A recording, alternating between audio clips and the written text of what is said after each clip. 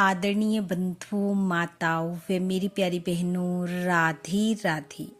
आप सभी का हमारे YouTube चैनल जीवन की धारा पर बहुत बहुत स्वागत है।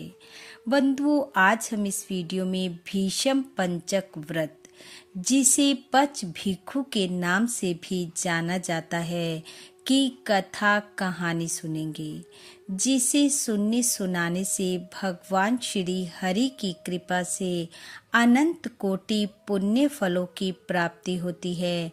वे मनुष्य अपने लिए मोक्ष के द्वार खोल लेता है। कथा कहानी सुनने के बाद यदि आप हमारे चैनल पर नए हैं तो कृपया हमारे चैनल को सब्सक्राइब करें, बेल आइकन को प्रेस करें ताकि हमारी वीडियो की नोटिफिकेशन सबसे पहले आप तक पहुंचे। वीडियो को शेयर व लाइक भी जरूर करें। बंधुओं, कार्तिक शुक्ल एकादशी से कार्तिक पूर्णिमा तक किए जाने वाला 5 दिनों का व्रत भीष्म पंचक के नाम से जाना जाता है। यदि कोई मनुष्य पूरे कार्तिक माह में कोई भी नियम धारण न कर सका हो तो वह कार्तिक मास के अंतिम 5 दिनों में इस व्रत को धारण कर पूरे कार्तिक का फल प्राप्त कर सकता है। आज हम भीष्म पंचक व्रत की कथा व कहानी सुनेंगे, जो कि इस प्रकार है। प्राचीन काल में जब महाभारत का युद्ध हुआ तो पांडवों की जीत हुई। पांडवों की जीत के उपरांत भगवान श्री कृष्ण पांडवों को लेकर भीष्म पितामह के पास गए ताकि पितामह उन्हें कुछ ज्ञान दे सकें।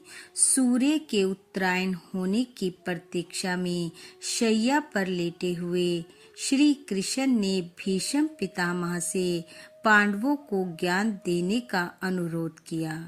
भीष्म ने कृष्ण की बात मानकर पांडवों को वर्ण धर्म, मोक्ष धर्म और राज धर्म के बारे में ज्ञान दिया। भीष्म ने यह ज्ञान पांडवों को 5 दिनों तक दिया। ऐसा माना जाता है कि ये 5 दिन भीष्म पंचक के ही हैं, जो एकादशी से पूर्णिमा तक मनाया जाता है।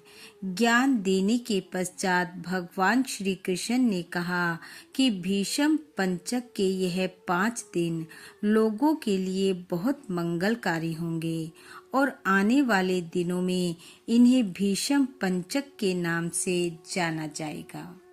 आइए अब सुनते हैं भीष्म पंचक की कहानी। किसी नगर में एक साहूकार रहता था। साहूकार के बेटे की बहू बहुत ही सुशील, संस्कारी, नेम व्रत करने वाली पतिव्रता स्त्री थी।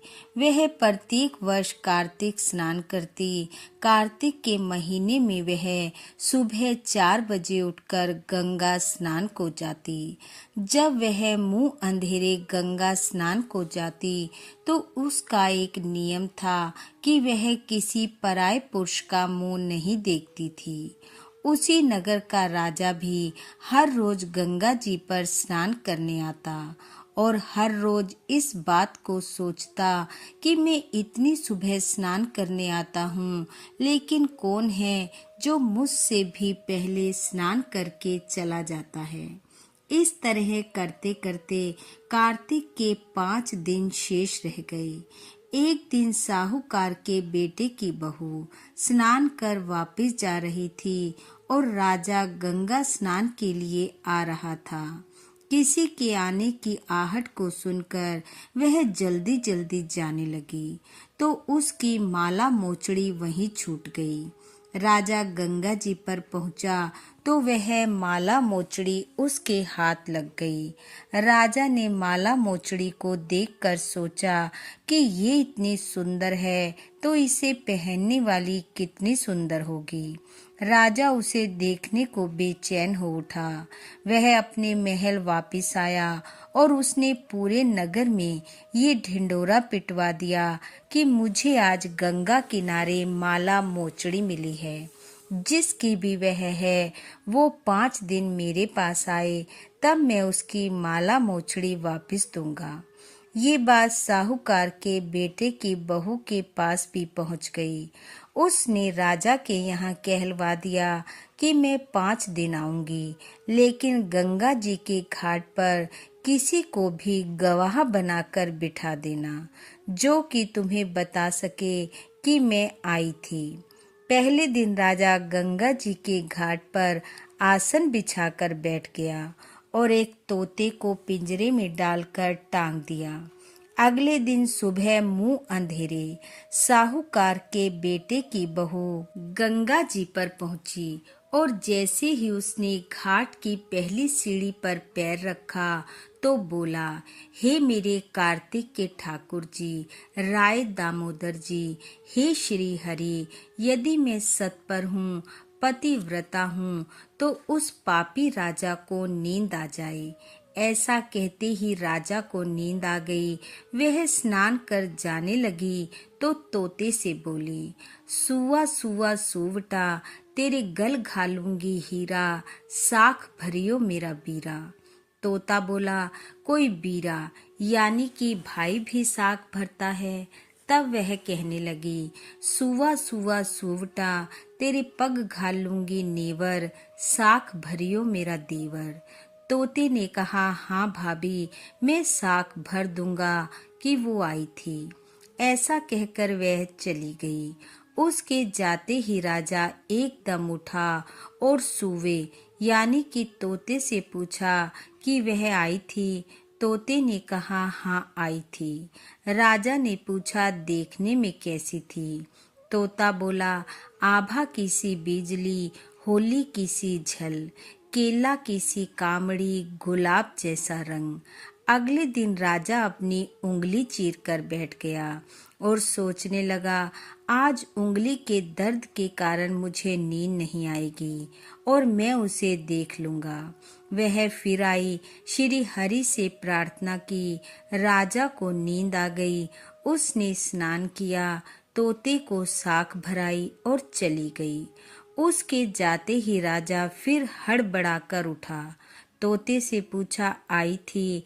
तोते ने कहा, हाँ आई थी। तीसरे दिन राजा आंखों में मिर्च डालकर बैठ गया। मिर्च आंख में डलते ही तड़प उठा, पर सोचा, आज तो देख कर ही रहूंगा कि वह कैसी है। वह प्रार्थना करती आई। राजा को नींद आ गई। स्नान कर तोते को साग भराकर वह वापस चली गई।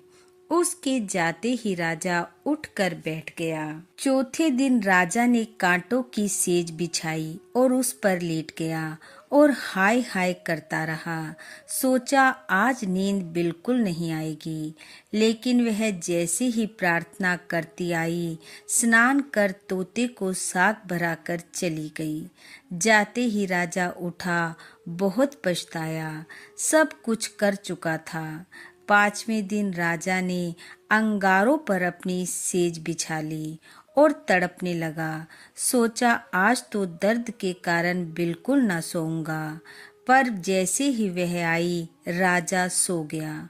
उसने स्नान किया, कार्तिक के ठाकुर जी का धन्यवाद किया कि आपने मेरे सत की रक्षा की और जाते जाते तोते से साग भरा ली और कहा, पापी राजा से कह देना, मेरे 5 दिन पूरे हो गए हैं, मेरी माला मोचड़ी मेरे घर भेज दी।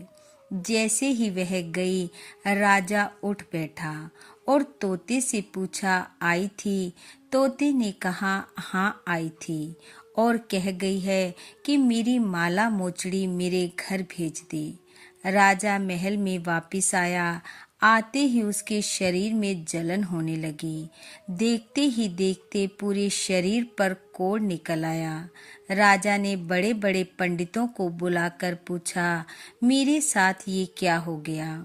तब ब्राह्मणों ने कहा कि यह किसी पतिव्रता स्त्री का पाप आप पर लग गया है। राजा ने पूछा, इसका क्या हल है? तो ब्राह्मणों ने कहा, उसे धर्म की बहन बनाओ और उसके नहाए हुए जल से नहाओ तो ये कोढ़ ठीक होगा। राजा माला मोचड़ी लेकर साहूकार के घर गया और बोला, आपके बेटे की बहू मेरी धर्म की बहन है। वो अपना नहाया हुआ जल मुझ पर डाल दे तो मेरा ये कोड़ खत्म हो जाएगा। साहूकार ने कहा, जब कल सुबह वो स्नान करे तो आप नाली के नीचे खड़े हो जाना। जब उसका नहाया जल आप पर गिर जाएगा तो आपका कोड़ समाप्त हो जाएगा। अगले दिन राजा ने वैसा ही किया। उसके नहाई का जल राजा के शरीर पर गिरते ही उसकी काया कंचन सी हो गई। हे पच भिखु देवता, हे कार्तिक के ठाकुर जी, हे राय दामोदर जी, जैसे आपने साहूकार के बेटे की बहू का सत रखा वैसा सबका रखना। इस कथा कहानी को सुनने वाले, सुनाने वाले, पच भिखु व्रत को रखने वाले सबकी मनोकामना पूरी करना। इन्हीं शुभकामनाओं के साथ आप सबका बहुत बहुत धन्यवाद। राधे राधे।